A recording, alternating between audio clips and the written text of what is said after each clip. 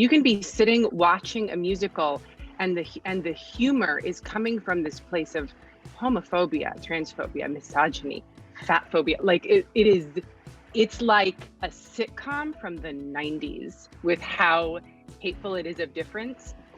And I feel like just bridging between, like, come on, we came from this place of transgressiveness. Let's keep pushing and not just stop where we've got like a bunch of cis gay men and like not a lot of other forms of gender and sexuality are like, they may be allowed, but like not celebrated in the front facing, like the thing the audience sees doesn't look queer and trans.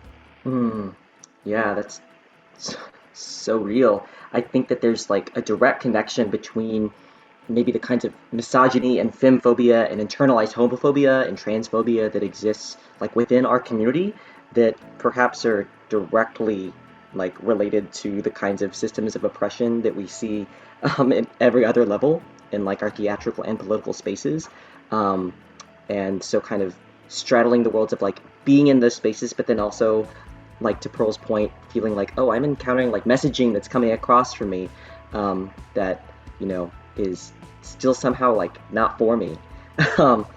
So it's also been my experience that in this white American theater system that we live in, that like it is inherently quite gendered. If I'm thinking about most casting notices that I've ever seen, you know, being geared towards a role that is explicitly or coded as for cis men or cis women, and kind of as someone whose gender expression doesn't lie at either pole of that spectrum, at times feeling like, oh, I don't know where I'm at. But have y'all had views on that as well in terms of kind of the root of gendered casting?